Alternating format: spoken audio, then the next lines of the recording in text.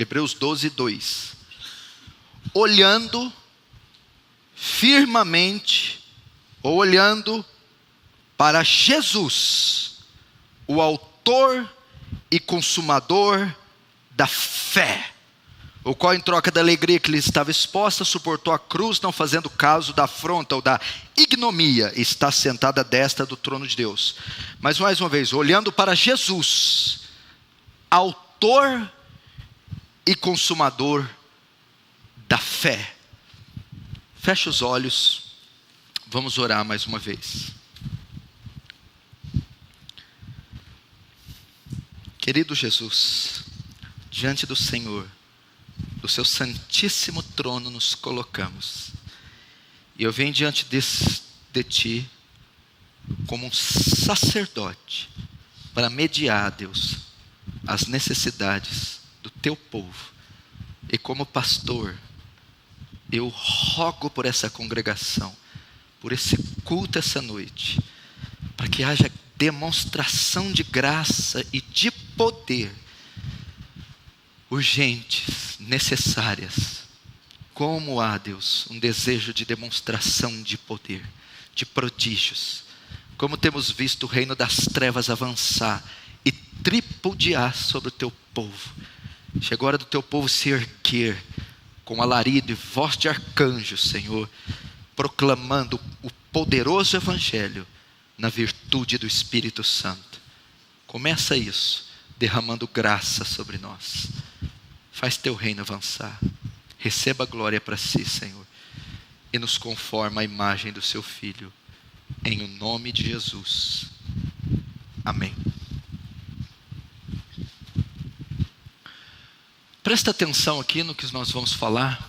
Gostaria que você abrisse seu coração, que você ficasse atento para o ensinamento que eu vou dar a você.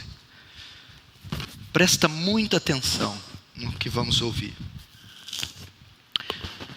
Nós vivemos em um mundo carente, ok? O ser humano é um ser carente. Nosso século, e quanto mais ele se avança, mais tecnologia ele possui, mais sofisticação, mais modernidades nós encontramos em todas as áreas. Há um progresso tremendo nas ciências, há um avanço científico tremendo, há um avanço na medicina, na tecnologia, proporcionando prazer e conforto ao nosso século como nenhum outro. Nós temos acesso às iguarias do rei, temos acesso aos produtos mais sofisticados que nenhuma outra era pôde produzir, para trazer ao homem contentamento, prazer, satisfação e gozo, no intuito de trazer paz, alegria a esse homem. Todavia, apesar de nós contemplarmos o avanço tecnológico, o avanço científico, o avanço médico, e temos acesso a coisas que os nossos antepassados jamais sonhavam ter, nós somos uma geração carente, vazia, sem identidade. A nossa geração é assim. O homem atual é um homem carente, vazio. Ele não se encontra. Então parece que quanto mais parafernália tecnológica sofisticada ele consome, mais vazio, mais perdido, mais sem identidade ele fica. E mais carente ele se torna. Por isso o homem moderno é insaciável. Por isso a indústria trabalha pesadamente para criar novas alternativas de prazer, para criar novidades diariamente, na tentativa de satisfazer esse vazio e essa carência, fazendo com que o homem se torne insaciável na busca do prazer. E a grande verdade é que ele é uma pessoa carente de amor. É um ser que carece ser amado, necessita ser amado. Pessoas estão carentes de serem amadas, carentes de afeto, A Bíblia diz, Jesus mesmo profetizou, que por se multiplicar a iniquidade, nos últimos dias, o amor de muitos se esfriará. Nós estamos vivendo o século da inafetividade. As pessoas são frias. Não há amor de uns para com os outros. Não há afeto. A palavra afeto significa o quê? Calor, beijo, abraço, carinho, cheiro, né? Entranha. Não há isso hoje, do pai para o filho, do filho para o pai, do marido para a esposa, dos homens, dos nossos semelhantes. Então essa geração é carente de afeto, é carente também de atenção. As pessoas querem atenção. Qualquer indivíduo, por mais moribundo que seja, esteja na sarjeta, seja um bêbado, um indigente, um Zé Ninguém, vindo do lugar nenhum, é carente de atenção. Ele quer ser ouvido, ele tem uma história, ele quer se pronunciar, ele quer que as pessoas o ouçam, ele quer contar o seu caso, ele quer se mostrar a sua existência. Então o ser humano é carente de atenção. Talvez você entrou aqui e é a perfeita descrição. Quer atenção, quer ser ouvido, quer contar sua história, quer demonstrar seus valores, seus talentos. Talvez você entrou e é necessitado de amor, quer ser amado, ou quer afeto. Talvez você vê os pastores abraçando, beijando uns aos outros discípulos, e como eu queria um abraço apertado, caloroso do pastor, como ele faz com alguns, sabe? Como eu queria a atenção que ele dá para alguns. Como eu queria que ele ouvisse. Eu acho que ele ia se interessar pela minha história. O mundo é assim, talvez você esteja. Vivemos num mundo também carente de compreensão. Ninguém me entende. Ninguém sabe analisar meu ponto de vista. Eu tenho minhas razões. Eu tenho minha maneira de pensar. Eu só gostaria de ser compreendido, entendido.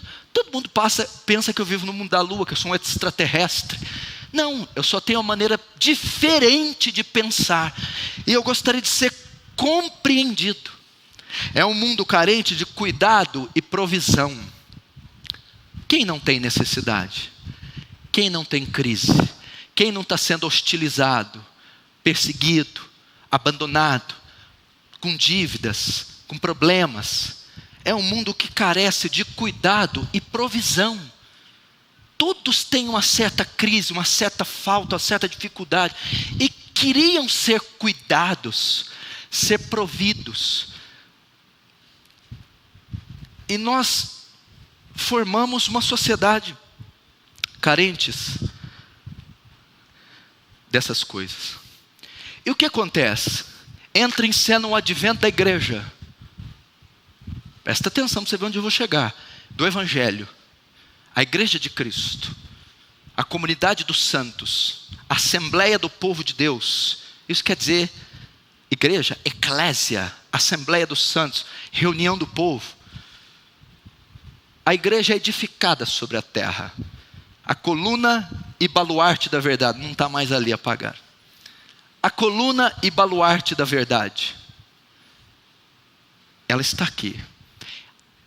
A igreja, está escrito na carta de Pedro, que através da igreja a multiforme sabedoria de Deus é conhecida de principados e potestades. Como Deus é reconhecido na terra, quer pelo governo, quer pelo mundo das trevas, pela igreja. A coluna e firmeza da verdade. Qual que é o objetivo da igreja? Avançar o reino de Deus, pregar o evangelho, salvar pecadores. A igreja entra nesse processo de carência. E o que acontece? Muitas pessoas vêm à igreja, são atraídas à igreja, atraídas ao templo, atraídas ao culto. Muitas pessoas vêm a Cristo, muitas pessoas se batizam, muitas pessoas vêm aos cultos, muitas pessoas fazem uma aliança com a igreja, mas elas são atraídas pelo motivo errado. Elas vêm por conta da sua carência. essa carência, nas áreas que eu descrevi, é o que atrai as pessoas. Realmente a igreja é uma clínica da alma. Realmente a igreja é um ambiente acolhedor, ela acolhe pessoas. A igreja manifesta amor, ela ama pessoas. A igreja, ela alimenta pessoas. Ela tem provisão, ela tem uma parte social que alimenta o faminto, veste o nu, visita o enfermo. É um ambiente acolhedor, é um ambiente que traz provisão, ama e acolhe os indivíduos. E o que acontece? Invariavelmente, os homens tendem a nutrir uma dependência de outros homens. Os homens tendem a nutrir uma dependência de outros homens e não de Deus. A carência mundial, o vazio que está em todas as sociedades mundiais, que é intrínseca, inerente, oriunda, peculiar do homem caído, é o que o atrai para a igreja. Então veja só, esses homens quando vêm, fazem uma aliança inicial com outros homens. Na verdade, quando eles vêm à igreja, eles não estão carentes de Deus ou do Evangelho. Eles não foram atraídos por causa da pessoa e obra de Deus, ou por causa da proclamação do Evangelho. Na verdade, esses homens não entenderam a sua depravação, que é oriunda do pecado. Eles não vieram por causa da sua necessidade de salvação. Eles não entenderam o perigo que eles se encontram. Eles não entenderam, eles não conhecem a sua própria depravação e pecaminosidade. Eles não foram atraídos pelo câncer que possuem, pela necessidade de um Salvador. Eles não entenderam ainda a sua depravação e a sua necessidade de graça, redenção e da expiação, e a sua necessidade de um Salvador, a saber, o Filho de Deus. Por isso, quando elas vêm, elas se apegam às pessoas. Elas se tornam dependentes de pessoas. Elas fazem uma aliança com pessoas e não com Cristo. É um fenômeno que sempre aconteceu na história da igreja. É um fenômeno que tem acontecido na igreja. Muitas pessoas estão na igreja por causa de outras pessoas e não por causa de Cristo. Muitas pessoas estão na igreja por causa da aliança que fizeram com outras pessoas e não com Cristo. Muitas pessoas estão na igreja porque são carentes do amor, do afeto, da atenção, da compreensão, do cuidado, da provisão de outras pessoas, ao invés de estarem na igreja dependendo única e exclusivamente de Deus e do Senhor Jesus Cristo. É um fenômeno. Por que tantas pessoas saem da igreja? Porque elas se apegam ao pastor, ao obreiro, ao diácono, ou à irmã de oração, ou ao discipulador, ou aquele que conduziu. Invariavelmente essa pessoa vai falhar com ela. E quando essa pessoa falha com ela, ela deixa a igreja, se desvia, se perde. Porque a sua aliança superficialzinha foi feita com homens. A motivação dela vir aos cultos são homens. A motivação dela orar são os homens. Homem e mulher, quando eu digo homens. A motivação dela crer são os homens. O termômetro da fé delas são homens, pessoas, e não Cristo. E você tem uma enorme possibilidade de estar encaixado nesses números. Você tem uma dependência de pessoas. Se determinada pessoa não te cumprimentar, mexe na sua fé. Se determinada pessoa não visitar você, acaba com a tua fé. Se você não ter atenção adequada de determinada pessoa, destrói a fé. Que miséria de aliança é essa? Que miséria de fé é essa? Que cristianismo é esse que depende de homens e não de Deus? Isso é uma doença, é uma anomalia. É uma idolatria. Eu não venho, meu irmão, eu congreguei numa igreja há 7 anos, escuta aqui, 7 anos. Em 7 anos, nenhum pastor, nenhum obreiro, ninguém nunca visitou minha casa. Em 7 anos.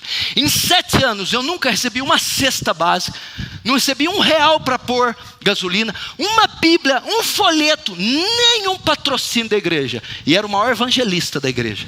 Nunca recebi. Nunca recebi nada, nunca tive elogios, nunca tive nada.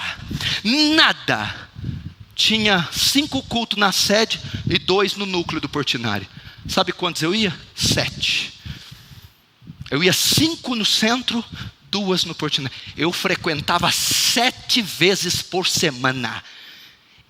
Não tinha nenhuma preocupação com ninguém. Eu não queria saber que louvor que ia cantar, que pastor que ia pregar, quem iria pegar na minha mão, não. Eu sabia que naquele lugar a sabedoria de Deus estava sendo anunciada.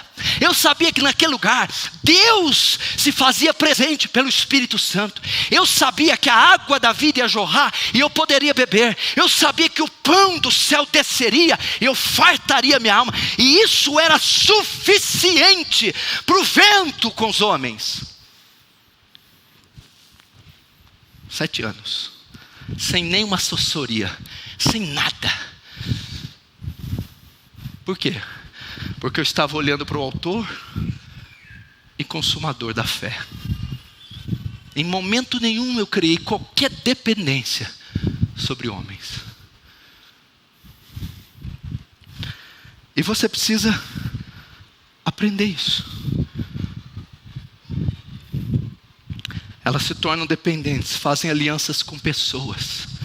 Deixa eu perguntar para você, qual a sua motivação de vir a essa igreja? Qual a sua motivação de ler a palavra? Qual a sua motivação de orar? O que mantém você de pé? Quantos apertos de mão você recebe? Quantas visitas pastorais você recebe? A atenção que você recebe de determinada pessoa? Ou o que Cristo fez por você na cruz? Ou a obra que ele diz, tetelestai, está consumado. Não é suficiente a morte e a ressurreição dele? Você precisa de uma muleta, de um aparato? Paulo vai dizer a seus coríntios, Alexandre, não sejais mais como meninos, inconstantes, levados ao redor de todo vento de doutrina. Isso é coisa de menino, inconstante. Fizeram um comentário ali, não vão mais na igreja. Não pegaram na minha mão, não vão mais na igreja. Chamei para jantar, não veio, não vão mais na igreja. Então não vai mais na igreja. Porque se você quer a glória dos homens, o lugar está errado. Você quer a glória dos homens, vai na Câmara dos Deputados. Aqui não, meu filho. Você veio honrar um Deus invisível que se faz presente na pessoa do Espírito Santo. Aqui que ele escreveu aos Hebreus, olhando para ele. Ele quem? Jesus, autor e consumador da fé. Qual é a sua motivação? Essa dependência humana é fatal dentro da igreja. Olha o que diz 1 João, presta atenção. Capítulo 1, verso 3. João que está dizendo, o que vimos e ouvimos, isso vos anunciamos, para que também tenhais comunhão conosco. O que quer dizer ter comunhão conosco? Para que partilhem da mesma glória que possuímos. Porque a nossa comunhão é com o Pai e com o seu Filho, Jesus Cristo. João está escrevendo aos cristãos. Ele está dando uma recomendação, dizendo assim, prestem atenção. Ele está querendo livrá-los do gnosticismo. Quando ele diz a nossa comunhão com Deus, ele está ensinando duas coisas: a encarnação de Jesus e a pessoalidade de Deus. É um atributo, a pessoalidade de Deus. O que é isso?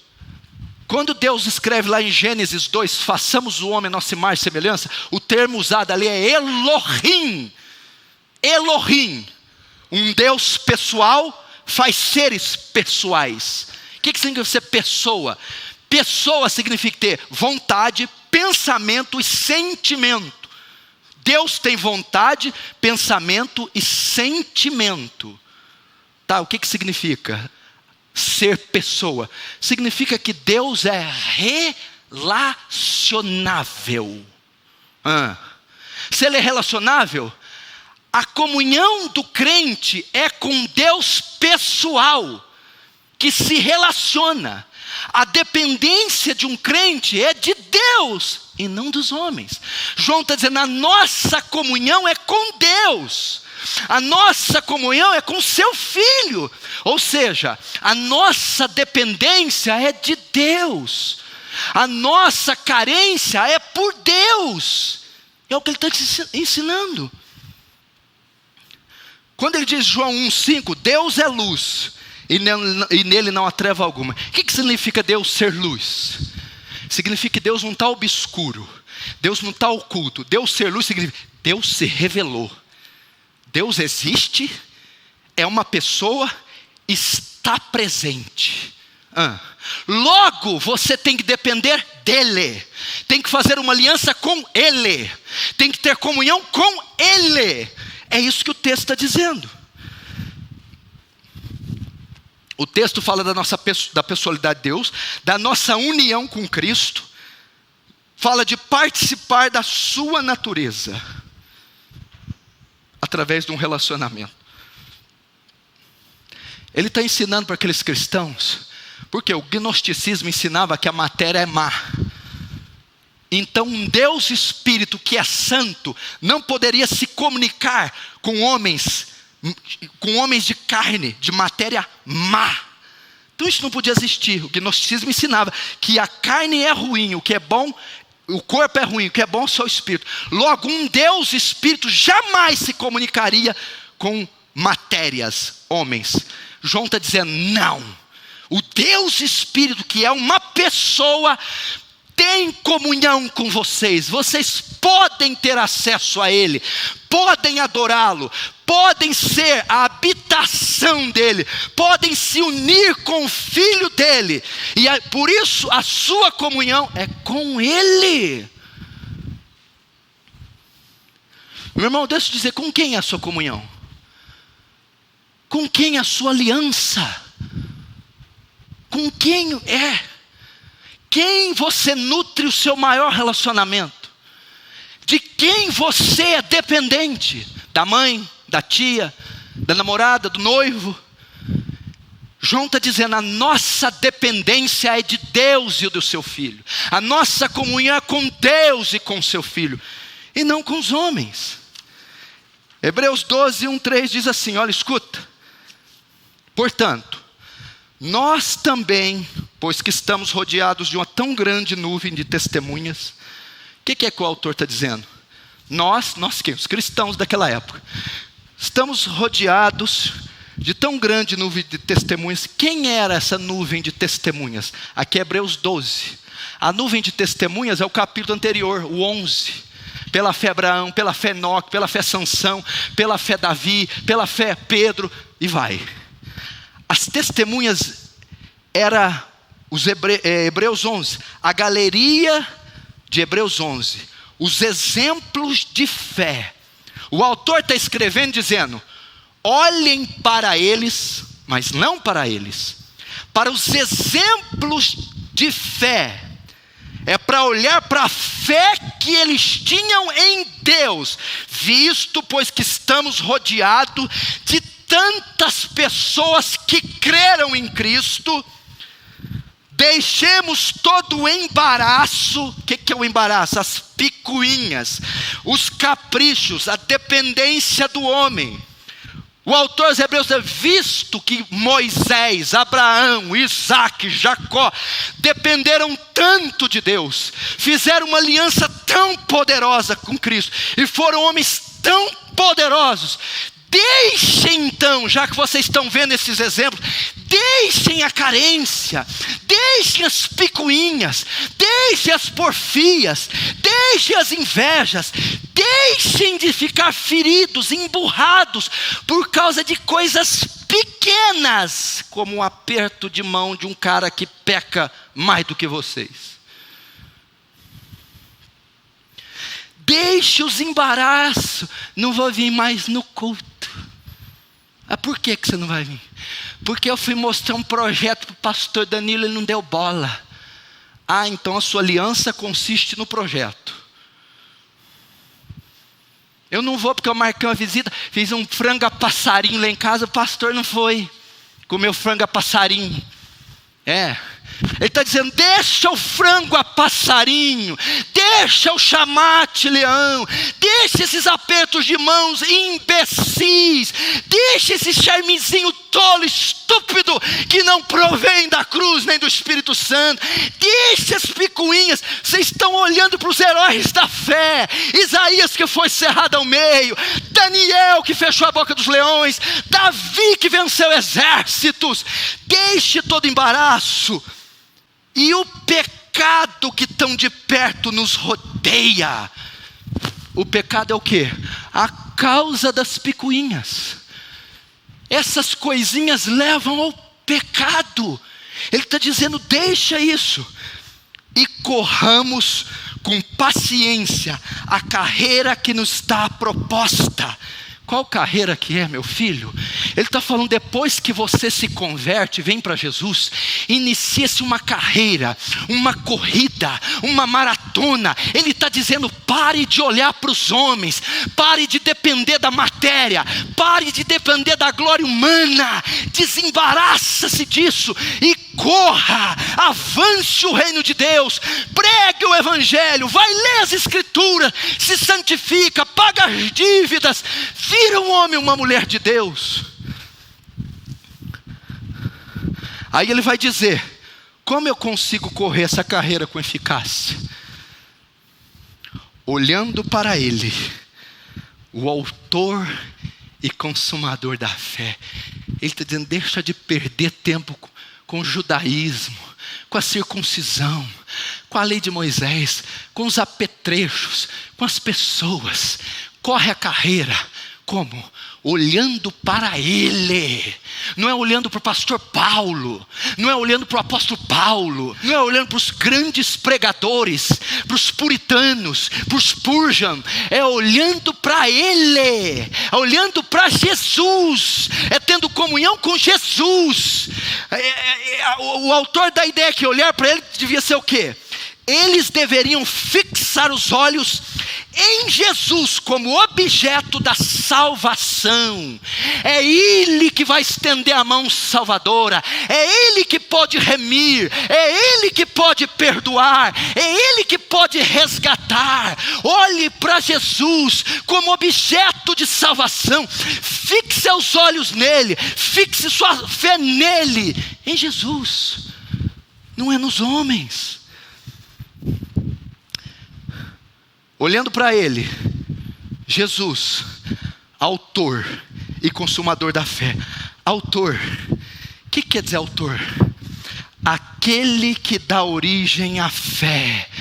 Quem dá origem à fé não é o pastor Paulo, não é o pastor Danilo. Quem dá origem à fé não é o Paul Washer, John MacArthur. Quem dá origem à fé não é Jonathan Edwards. É Ele que é o autor da fé, Ele que dá origem à fé, Ele que insufla fé em você, Ele que incute fé. É para olhar para Ele. Tire seus olhos desses pecadores, tire seus olhos desses homens cheio de limites. Olhe para o vencedor invicto, olhe para o capitão da salvação e olhe para o único que pode gerar, iniciar, produzir fé em você. Olhe para ele. Autor, aquele que dá origem, e consumador da fé. Sabe o que quer dizer consumador? O que o autor te mente? Primeiro é aquele que dá origem, depois é o aperfeiçoador.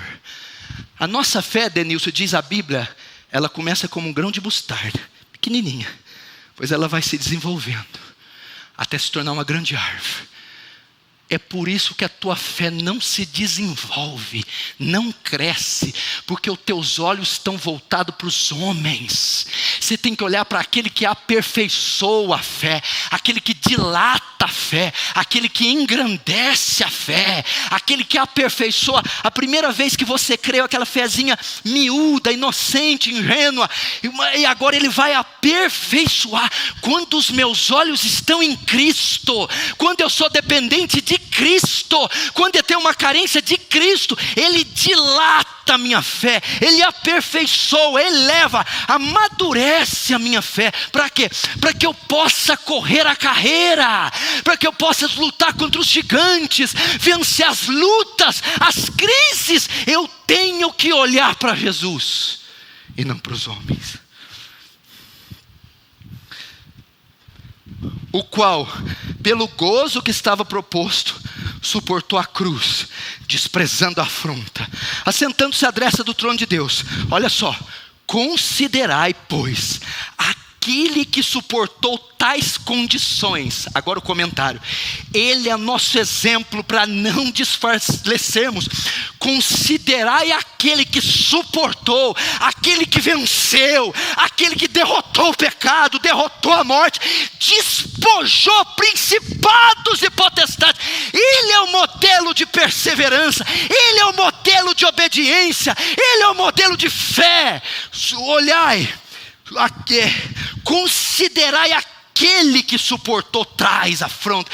Quem suportou? Não foi eu, não foi os apóstolos, não foi a sua tia, não foi a amiga da igreja, foi Cristo que suportou tais contradições dos pecadores contra si mesmo, para que não enfraqueçais, desfalecendo em vossos ânimos. Como é que é? Aqui está a causa de crente fraco. Para que não enfraqueçais. Opa, como eu não me enfraqueço?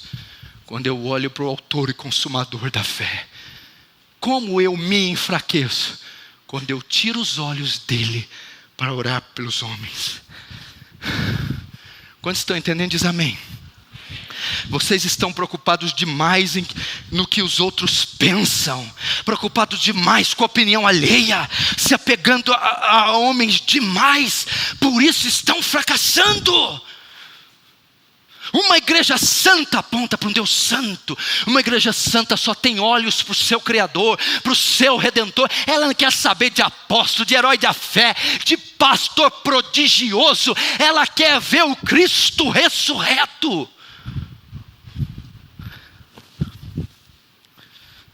Preocupação demais com homens. Eu vejo nessa igreja, eu já ouvi cada absurdo. Irmã, está firme para ir para o céu? Eu vou grudado na sua perna, Jesus. Se você for grudado na minha perna, é perigoso você ir para o inferno. Eu vou grudar na sua perna, pastor. Você vai ver, quando Jesus te arrebatar, eu vou grudar na sua perna. Irmã, gruda na perna de Jesus, minha irmã. É só Ele que pode salvar. Não há nenhum outro nome abaixo do céu, a qual importa que sejamos salvos, a saber, Cristo Jesus. Gruda no pé de Cristo, se agarra em Cristo. A mulher do fluxo de sangue, ela tocou na orla, não foi de Pedro, não foi de André, Tiago, foi na orla do manto de Jesus.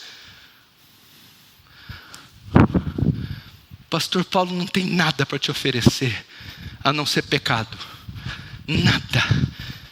Tira essa burrice da sua cabeça.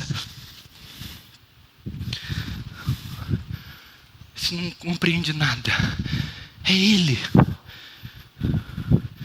Aí eu lembrava do Senhor, pastor Paulo, e eu pedia, pastor Paulo está orando por mim. Romanos 8 diz, o qual está à direita de Deus Pai e intercede por nós. Quem está do lado direito do trono de Deus é Jesus, é Ele quem intercede por você, é Ele que você deve clamar, é nas orações dEle que você deve confiar, e não nas minhas ou de qualquer outro homem. Pare com isso. Que bobagem é essa? Eu vou sair dessa igreja porque o Senhor não me trata como eu queria. Ok, Deus trata você como você queria? Trata, então fique quieto. Eu vou sair dessa igreja porque o Senhor não me ouve como eu queria. Cristo ouve você como você queria? Ouve, então fique quieto. Conversa é essa? Você vai esperar a perfeição de pecadores? Queria tanto uma visita sua. Enquanto eu não for, Jesus vai indo. Não é melhor? Enquanto eu não chegar, Jesus já está lá. Hã? Você prefere a minha? Tudo bem, eu vou orar e pedir, Jesus, dê licença, está chegando eu.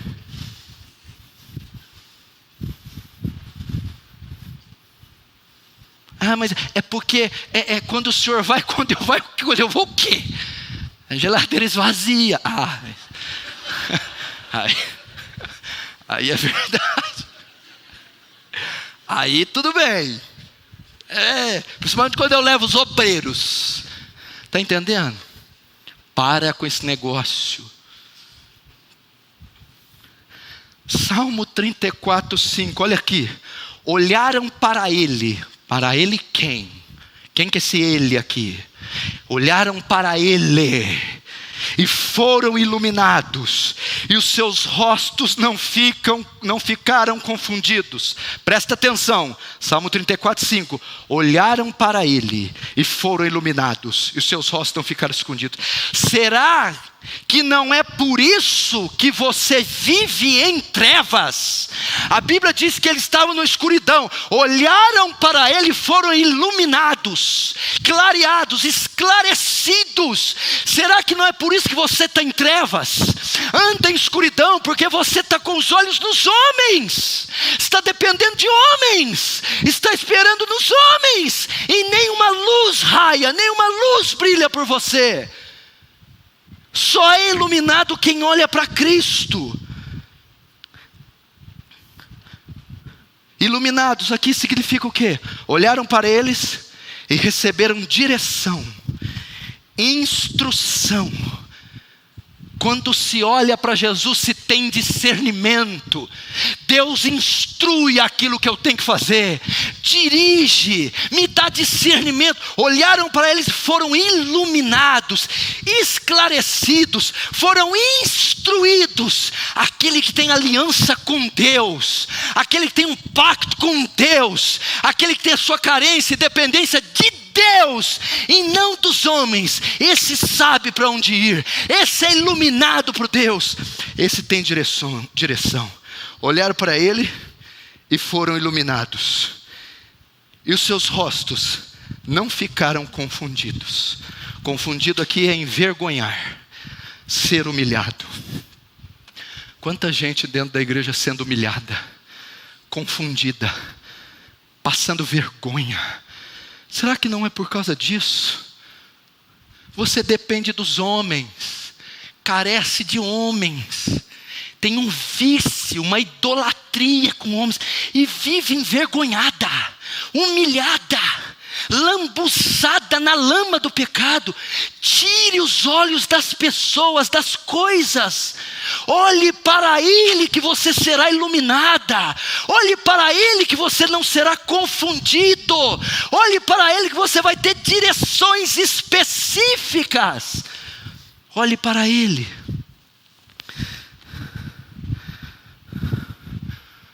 Olhe para Ele. Isaías 45, 22. Olhai para mim e sereis salvos, vós e todos os termos da terra, porque eu sou o Senhor Deus e não há outro. Se você souber o que esse versículo diz. Ele está tratando no capítulo 45 sobre idolatria. Ele está começando a erigir ídolos. Bezerros, bois, touros. Estavam esperando resposta deles. Vitória, salvação. E Deus está dizendo: se vocês quiserem, destruam os ídolos. Não olhem para nenhum outro Deus, nenhuma outra divindade. Olhai para mim. Ali quem está falando é Yahweh, Yahvé, o eu sou, o nome santo que ele deu a Moisés no Sinai. Ele diz: olhem para mim. Ao invés de olhar para quê? Deus estava advertindo Israel da idolatria. Deus está dizendo: pare de olhar para os ídolos que você fez. Tem mulheres aqui que fazem do marido um ídolo. Dependem do marido para tudo. O seu termômetro é o marido. É um ídolo. Pare de olhar para o marido e olhe para Deus. Confie sua segurança em Deus. Confie sua proteção em Deus. Seu suprimento, sua felicidade, o seu gozo, sua completude, mulher, em Deus. Tire esse ídolo do seu coração. Alguns que o ídolo é a esposa. Outros o ídolo é o marido. Outros o ídolo é os filhos. Os pais. Os pastores. Ele diz assim: olhai para mim e sereis salvos. É só olhando para mim. É só dependendo de mim. Quando diz olhar para mim, está dizendo: olhai para a minha palavra, olhai para o meu filho, olhai para o seu sacrifício na cruz, olhai para as minhas promessas, olhai para os meus atributos. Então tereis vitória, então sereis salvos. Olhe para Jesus. Pare de olhar para os ídolos. O texto vai descrever algo tremendo. Olha o que diz Urso. Não sabem nada os que carregam seus deuses em procissão. Clamam um Deus inútil que nada pode fazer. Não sabem nada. Está carregando o Deus deles aqui. Deus está dizendo: não sabem nada quem carrega as imagens na procissão. Clamam um Deus inútil que nada pode fazer. O problema é que tem esposas fazendo do seu marido esse Deus. Tem pessoas fazendo a sua esposa esse Deus. Tem pessoas fazendo da igreja. Aqui não está falando olhar para a igreja. Nem a igreja. Olhar para o louvor, nem para o louvor. Olhar para o pastor Paulo Júnior, nem para ele. Nem para ninguém. Olhar para quem? Para mim. Para mim. Tire essa dependência de pessoas. Tire esse vício. Desintoxe desse vício. Dessa dependência afetiva, amorosa, melosa, carenciosa. Tire isso, é idolatria. Volte suas emoções, seu intelecto. Volte o seu prazer, seus olhos, sua força somente para Ele, Cristo Jesus. Tire esses ídolos.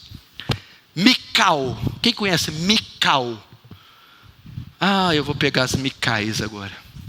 Tem muitas Micais aqui, muitos Micais. Quem era Mical? A esposa do rei Davi. A arca na época de Saul foi levada pelos filisteus. Que arca? Era um caixote quadrado.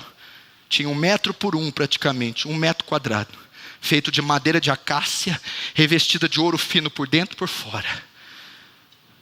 A tampa da arca chamava propiciatório. Tinha 2 querubins feitos de ouro batido, uns olhando um para frente do outro. Dentro da arca estava a vara de Arão que floresceu, as tábuas do concerto, só isso que estava, as 2 tábuas de Moisés, dos 10 mandamentos, e o maná escondido. Tinha 4 argolas na arca, 2 de um lado e 2 de outro. 2 hastes de ouro. E só os levitas podiam levar ela no ombro.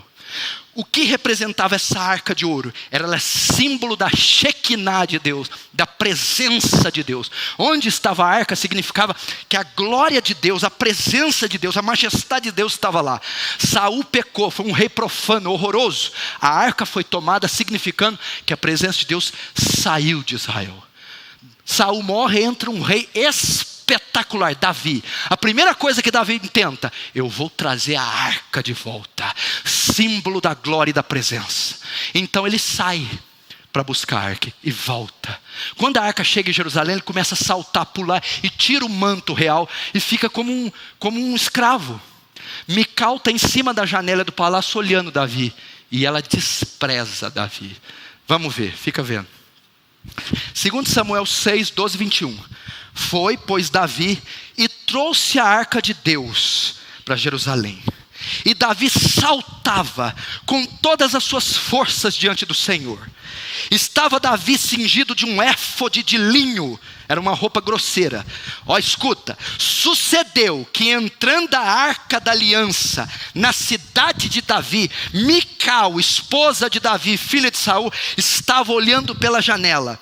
E vendo ao rei Davi, que ia saltando e bailando diante da arca, desprezou no seu coração Davi. Por que Mical desprezou Davi? Presta atenção. Meu irmão, fazia anos que a arca não estava em Jerusalém. A arca está entrando, é a glória, a presença de Deus. Mical não estava preocupada com a presença de Deus. Ela estava preocupada com o seu marido. Ela estava preocupada com o que Davi pensava, com o que Davi achava, qual a opinião que Davi tinha sobre ela. Em momento algum, Mical se entusiasmou pela entrada da arca. Em momento algum, Mical percebeu a presença da arca. São as pessoas que têm os olhos voltados para o homem. O que me importa, na verdade, sabe o que aconteceu?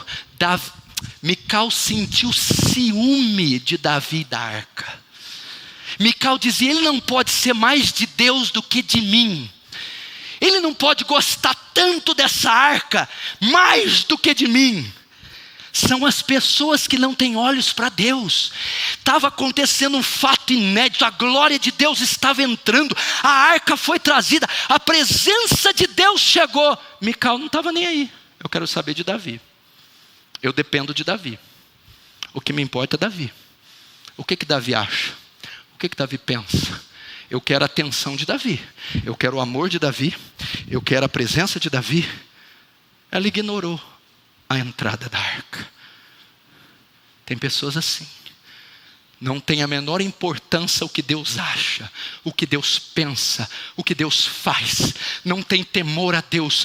É tudo centrado no homem. Mical era dependente de Davi e não da arca. Mical adorava Davi e não a arca. Mical amava mais Davi do que a arca. É assim para as pessoas. Não importa o culto, não importa a palavra, não importa o temor, importa se os homens vão me honrar, se os homens vão me preencher, se os homens vão me suprir. É Mical. Ela queria a atenção de Davi, ela ignorou a arca. A arca não importava para ela, e sim Davi. Ela ficou com ciúme. São os maridos que se tornam ídolos. Tem alguma Mical aí? Diz amém.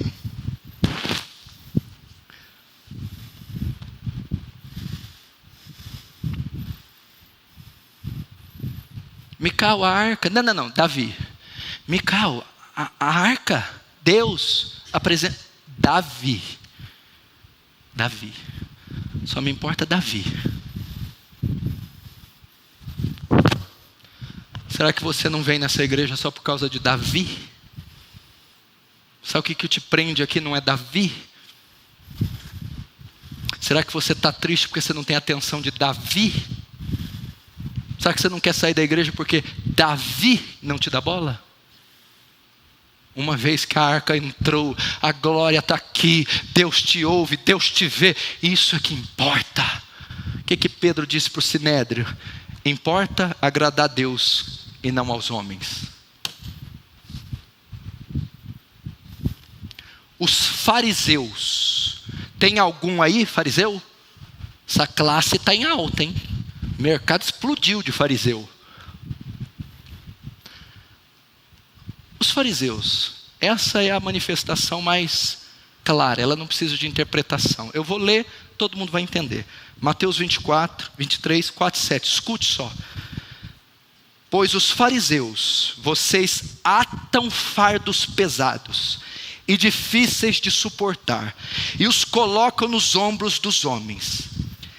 Eles, porém, nem com seu dedo querem movê-los, pois trazem largos filactérios e alargam as franjas das suas vestes. Amam os primeiros lugares nas ceias e as primeiras cadeiras na igreja. Amam as saudações nas praças e os serem chamados pelos homens de rabi.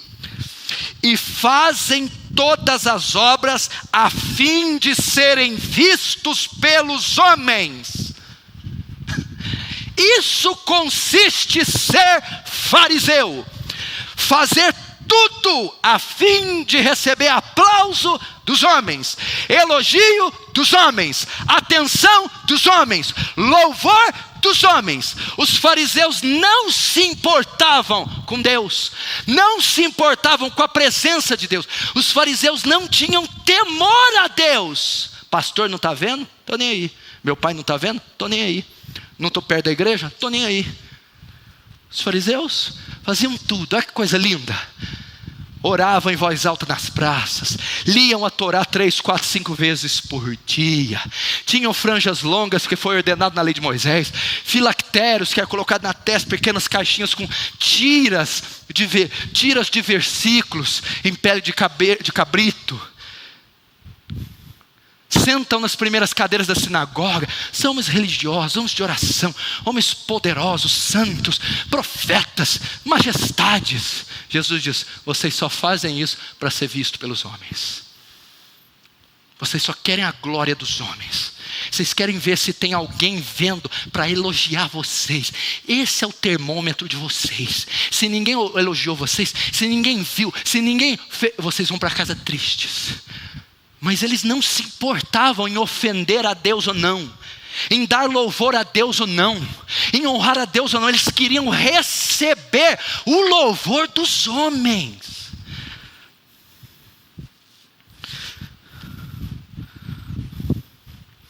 O que importa é a opinião e a aceitação dos homens.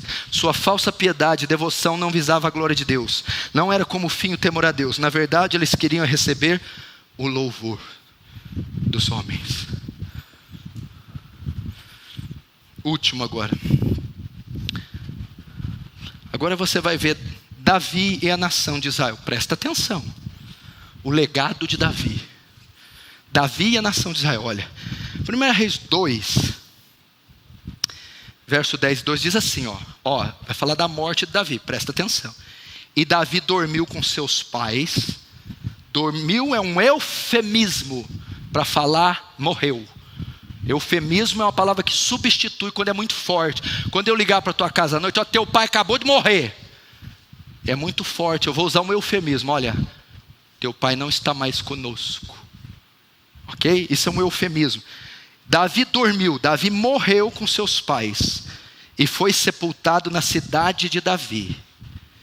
E foram os dias que Davi reinou sobre Israel 40 anos.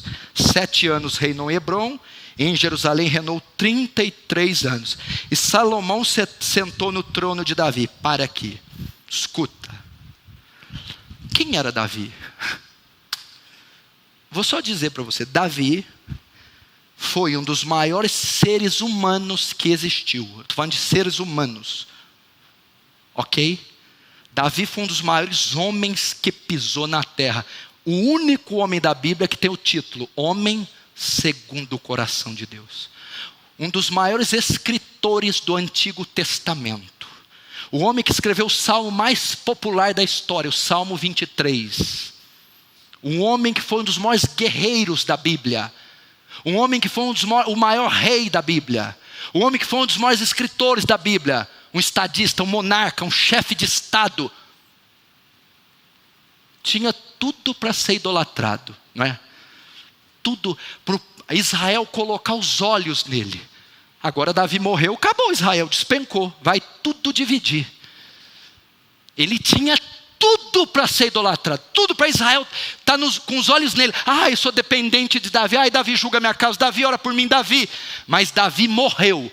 Vamos ver o que aconteceu com Israel. Escute. Davi dormiu com seus pais e foi sepultado na cidade de Davi. E foram os dias que Davi reinou sobre Israel, 40 anos, 7 em Hebrom e 33 em Jerusalém. E Salomão se assentou no trono de Davi seu pai, e o seu reino se fortificou sobremaneira. Não houve nenhuma reação por parte de Israel com a morte de Davi.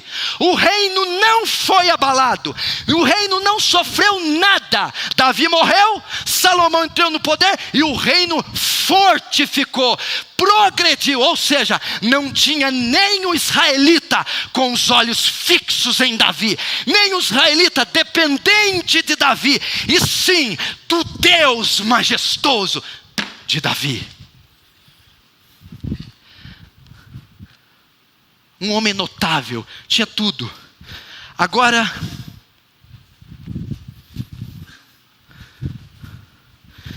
vamos ver por que Israel não tinha colocado os olhos em Davi. Por causa do exemplo do seu monarca. Por isso que Israel não colocou os olhos de Davi, porque eles viram 40 anos um homem que tinha só olhos para Deus. Quando Davi morreu, Israel seguiu o seu exemplo e fixou seus olhos só em Deus. Veja o que Davi disse aqui, Salmo 18, verso 1 e 3. O Senhor é meu rochedo, o meu lugar forte, o meu libertador, o meu Deus, a minha fortaleza, em quem eu confio, o meu escudo, a força da minha salvação, o meu alto refúgio. Invocarei o nome do Senhor, que é digno de louvor. Ele está dizendo aqui que é o Senhor que é o rochedo, o Senhor que é o libertador, o Senhor que é o lugar forte, o Senhor é a fortaleza, o Senhor é o escudo. Davi tinha olhos só para Deus. Meu irmão, saia desse vício, saia dessa dependência horrorosa, saia dessa idolatria, olhe para o Senhor. Olha Davi era dependente de quem? Lê os Salmos.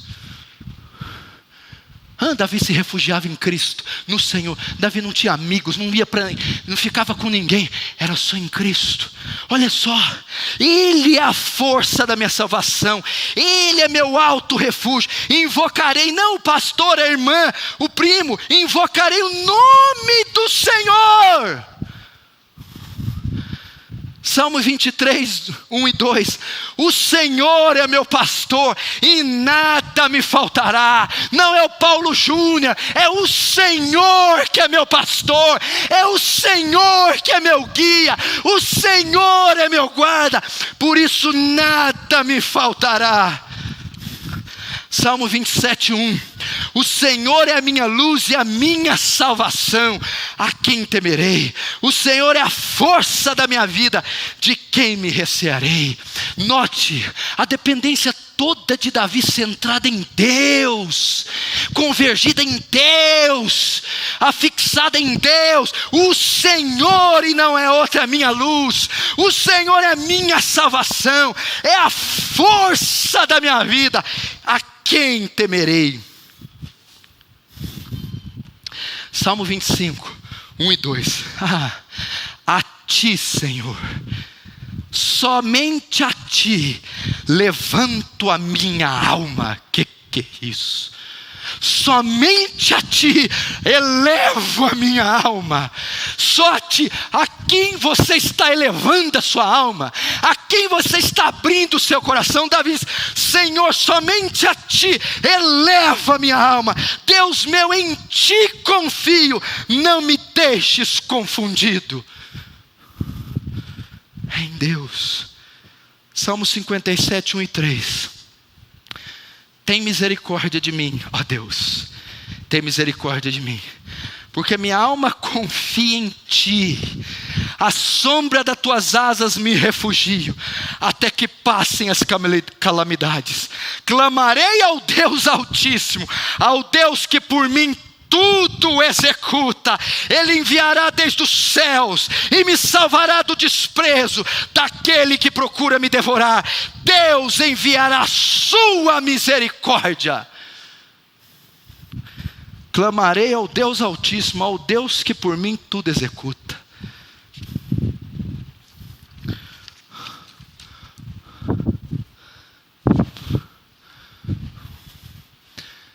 Olhe para Deus.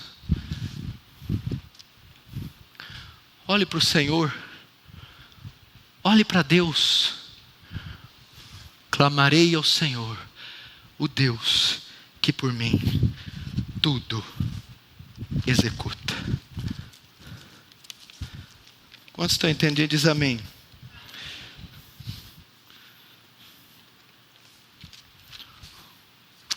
Tinha outra palavra para pregar aqui, mas não vai dar tempo não.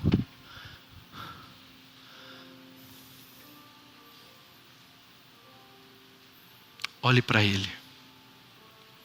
Olharam para Ele e não foram confundidos. E os seus rostos olharam para Ele e foram iluminados. E os seus rostos não foram confundidos. Olhando para Ele, o autor e consumador da fé, Jesus. Olhai para mim, vós e todos os termos da terra, e sereis sábios. Mude pregando essa palavra, disse assim: olhai. Eu não disse pagai, eu não disse comprai, eu não disse movei. Eu só disse olhai. Olhai é só olhar para Ele. Olhe para Jesus.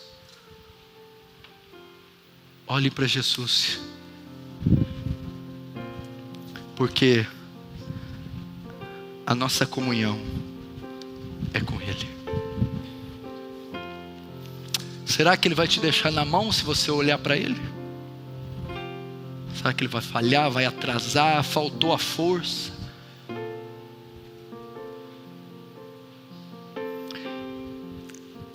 Quando o escritor de Hebreus e o autor não se dá certo, os puritanos dizem que foi o apóstolo Paulo, mas não me parece ser Paulo que escreveu Hebreus. Quando o escritor vai falar do capítulo 12, visto que estamos rodeados de tão grande nuvem de testemunha, você olha ali a galeria dos heróis da fé em Hebreus 11, depois lê em casa Hebreus 11, você vai ver uma centena de homens e mulheres de Deus. Pela fé Raabe, pela fé Jefté, Baraque, pela fé Sansão, Abraão, Isaque, Moisés, pela fé Daniel, Isaías, Elias. Como que eles conseguiram virar o mundo de pernas para o ar? Quando eles decidiram tirar os olhos dos homens, quando eles decidiram deixar de depender dos homens, quando eles tiraram a carência dos homens e colocaram no autor e consumador da fé, eles mudaram o mundo para Jesus. Você quer mudar o mundo aí? Diz amém. Fecha os olhos, baixa a sua cabeça então.